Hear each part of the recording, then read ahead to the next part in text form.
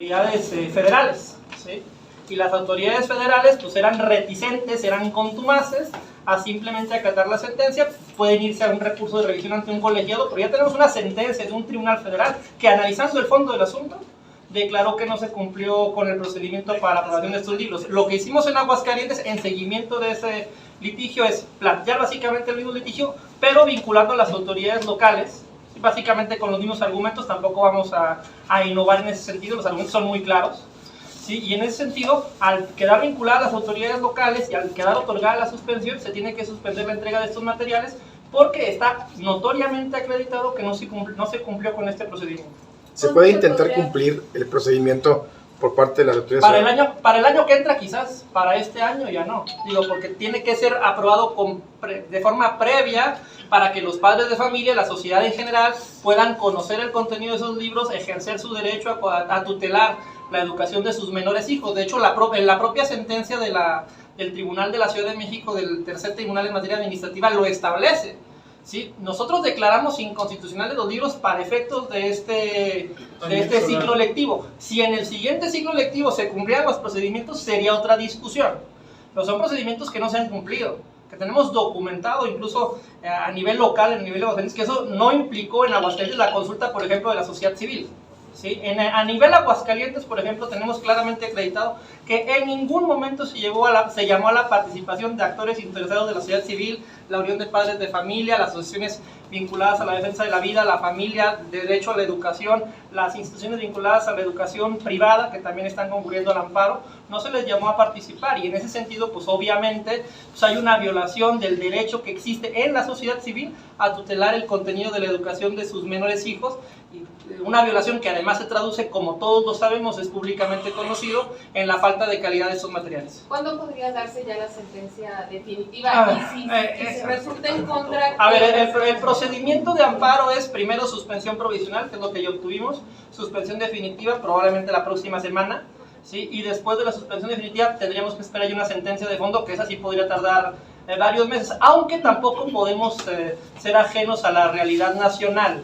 Lo más probable es que este asunto, particularmente por el asunto que les digo que ya fue resuelto por el tribunal en la Ciudad de México, por un juzgado en la Ciudad de México, seguramente ese asunto va a ser recurrido. De hecho, el propio gobierno federal ya anunció que lo va a recurrir ante un colegiado, y seguramente por importancia y trascendencia terminará siendo atraído por la Suprema Corte de Justicia de la Nación, que seguramente, junto con las controversias constitucionales que ya están en Chihuahua y en Coahuila, pues tendrá que pronunciarse de fondo. La Corte va a tener que pronunciarse si se cumplieron o no se cumplieron estos procedimientos, y hasta en tanto no se fije ese criterio, yo me imagino que los tribunales federales en Aguascalientes o en el resto de los estados no van a resolver el fondo, van a esperar seguramente el criterio de la Corte. Es una política que es muy común en el Poder Judicial, cuando hay un litigio que atraviesa transversalmente a muchos juzgados, muchas jurisdicciones. Para unificar un criterio, regularmente lo que hace la Corte es incluso bajar un acuerdo pidiéndole a los juzgados que se abstengan de resolver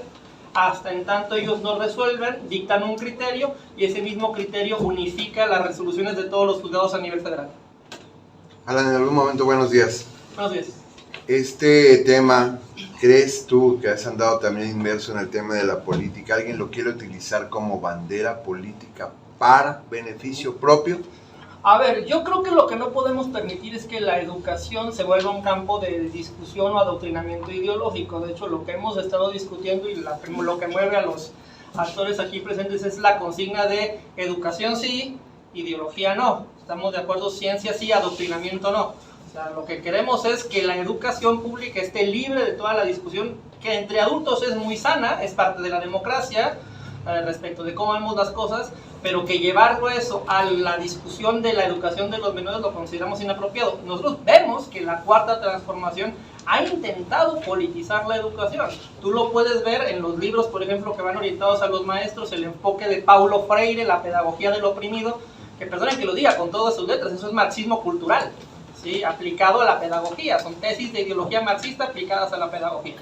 ¿sí? Y otra serie de banderas ideológicas, particularmente de temas identitarios, temas vinculados a la ideología de género, al feminismo radical y demás, que también están incluidos en la educación, que los padres tienen derecho a oponerse a ellos porque en sentido estricto, por muy respetables que puedan ser las personas que defiendan estas ideas, no son conocimiento científico, ¿sí? Conocimientos científicos son las reglas de la gramática, cómo se suma, cómo se resta, cuáles son los elementos de la tabla periódica. Son cosas objetivas en las que todos podemos estar de acuerdo o con un alto grado de certeza. El resto, la forma en la que vemos la vida, ¿sí? La forma en la que entendemos la identidad, la forma en la que entendemos la relación entre hombres y mujeres. ¿Me explico? Eso es debatible. Entre adultos probablemente no nos vamos a poner de acuerdo, ¿estamos de acuerdo? Y como no nos vamos a poner de acuerdo, lo más sano, pues es que cada quien eduque a sus hijos. Es lo que se llama el derecho de los padres a educar. La educación pública que imparte el Estado tiene que ser, por tanto, objetiva y científica. Y la formación en temas de morales o éticos o ideológicos corresponde a las familias, que creo que es la posición que aquí defendemos. Es muy de avanzada, para estar muy en onda, hay que estar a favor del aborto, ¿no? Y se ganan aplausos por parte de estos grupos de activistas que o les das lo que ellos quieren o literalmente te incendian las puertas de tus edificios públicos. O sea, nosotros vemos ese chantaje. Nosotros somos una mayoría, sabemos que en Aguascalientes somos mayoría los que estamos a favor de la vida. El problema es que a lo mejor no salimos a gritar, ni a rayar, ni a incendiar edificios públicos. Nosotros vemos más bien que la lógica es quedar bien con esa corrección política. Cuando analizas las sentencias, realmente no se sostienen. Tú puedes revisar en toda la Constitución y no vas a encontrar el derecho al aborto, ¿sí? Lo que vas a encontrar en esa sentencia, que de hecho también está aquí, es, de hecho, si me permites rápido ya, porque aparte estoy monopolizando nada más para cerrar rápidamente el argumento y dejar a mi coordinador, si me permites rápidamente establecer el tema del aborto. El tema del aborto viene así.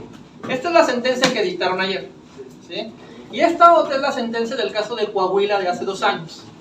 La sentencia que dictaron ayer, su argumento fundamental es, con base en lo que decidimos en Coahuila, decidimos acá, ¿sí? Entonces la pregunta es, ¿qué decidieron en Coahuila? ¿Estamos de acuerdo? Bueno, en el caso de Coahuila, lo que hacen es esto, fíjate nada más.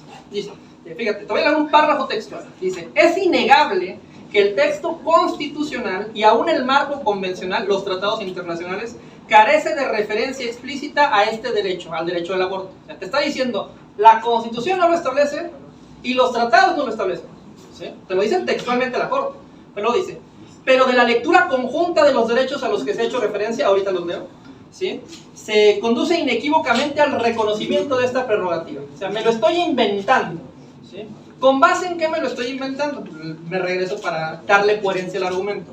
La Corte dice que el derecho al aborto se deriva del derecho a la dignidad, bueno, de la dignidad humana, de la autonomía, del libre desarrollo de la personalidad, del derecho a la vida privada, la igualdad jurídica, el derecho a la salud y la libertad reproductiva. Yo estoy de acuerdo en que todos esos conceptos están en la Constitución, ¿sí? Lo que no estoy de acuerdo es la interpretación que la Corte está haciendo de esos conceptos para inventarse un concepto que no está en la Constitución, que es el derecho al aborto. Yo estoy de acuerdo en que los seres humanos tienen libertad, autonomía, ¿sí? Para decidir sus decisiones, claro. Y en el caso del aborto, además esa libertad se ejerce antes, no después, para empezar. Que tenemos derecho a la libertad reproductiva. ¿Qué significa la libertad reproductiva? Que tenemos el derecho a elegir cuántos hijos queremos tener. ¿Eso está en la Constitución? Sí está en la Constitución. ¿Por qué está en la Constitución? Recordarás que en la década de los 70 y 80, particularmente en China, se puso muy de moda ese tema de la política del hijo único, ¿sí? Que solo podían tener un hijo. Bueno, en ese momento se llevó a cabo una reforma en el Estado mexicano para garantizar que el Estado no te podía imponer una cantidad de hijos que podías tener, ¿sí? O sea, no te podía decir nada, puedes tener 1 o 2. Tienes libertad de tener todos los hijos que quieras o que puedas mantener, ¿sí? Pero ahora le dan el sesgo, le cambian el argumento y ahora la libertad reproductiva no es el derecho a cuántos hijos quieras tener, sino el derecho de matar a los hijos que tienes en el vientre de la madre. ¿Me explico? Porque todo esto interpretado con perspectiva de género, que es otra de los temas que lleva la sentencia, te lleva a esta conclusión. Entonces, la Corte se está inventando algo que la Constitución no establece y lo está imponiendo como si lo estableciera la Constitución, violando además todos los procedimientos de los cuales ya nos habló Edmundo. ¿Y ahora qué sigue? ¿Ahora qué sigue? Después de esto, ¿qué sigue? O sea, ¿nada más es un exhorto al Congreso o qué más se puede hacer o ya no hay nada que hacer? Mira, nosotros creemos que lo que sigue es hacer conciencia con los diputados, con los legisladores, a efecto a efecto de que no se sientan constreñidos a seguir un criterio ilegal que usurpa las funciones del legislativo. Sentirse constreñidos a seguir esta sentencia significaría avalar, consentir una usurpación de funciones.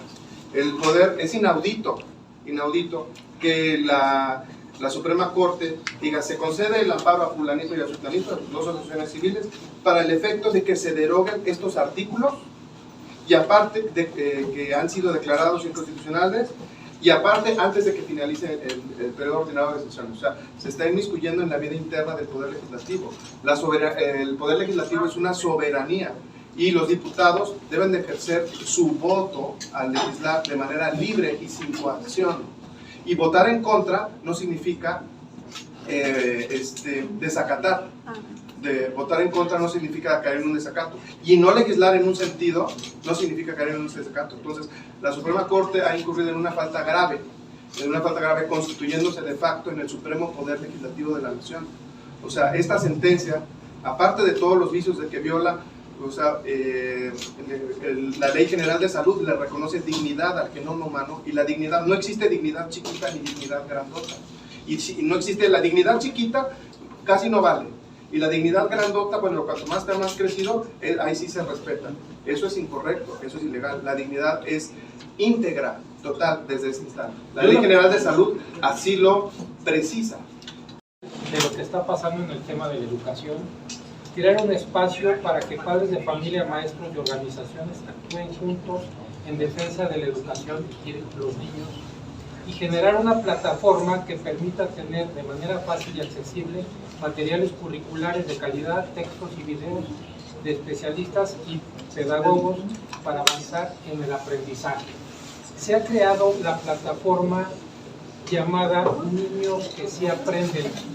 Como la web no permite la ñ, entonces serían niños que se aprenden.mx. Esta plataforma realmente es una plataforma en donde se van juntando materiales de apoyo para los maestros, se va teniendo información de lo que va sucediendo en materia de los libros de texto, y todo esto es con la idea de que a futuro no regresemos a lo mismo, ¿no?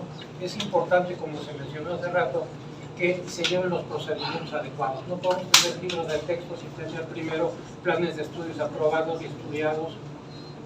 De esa forma podemos garantizar que los niños van a tener una educación de calidad, que es lo que más nos interesa. Han tenido reuniones, mencionó, con diferentes padres de familia para evaluar todo el tema del contexto de los libros. ¿Qué pasa con los padres que están a favor de que se entreguen los libros? Justamente para esto está aquí Dani de la Unión de Padres de Familia, si nos hace favor de acompañarnos. Es que la próxima es una música así. ¿Su nombre cómo? Daniel López, presidente de la Unión Nacional de Padres de Familia, junto con su esposa Gabriela. ¿Puede hablar un poquito más fuerte? Por favor. Sí, presidente de la Unión de Padres de Familia, Daniel López Franco. Gracias. Bueno, sí tenemos varias controversias con algunos padres de familia, algunas situaciones en las cuales se ha tratado de aplaudir el contexto de los libros de texto. Pero también, aunado de fondo, aquí lo que estamos tratando al final de cuentas, es la ilegalidad de todos estos libros. Sí hay contenido ideológico, sí hay contenido, o falta de contenido más bien, en varios temas que se tocan en los libros de texto. Y también tengo entendido que mucha gente está conforme a que se editen estos libros y que se distribuyan. Falta dar a entender claramente que para que un libro de estos se llegue a las aulas, tiene que tener un proceso, tiene que tener una evaluación que no se llevó a cabo. Una evaluación que se tenía que llevar a cabo por expertos y que no se tomó en consideración.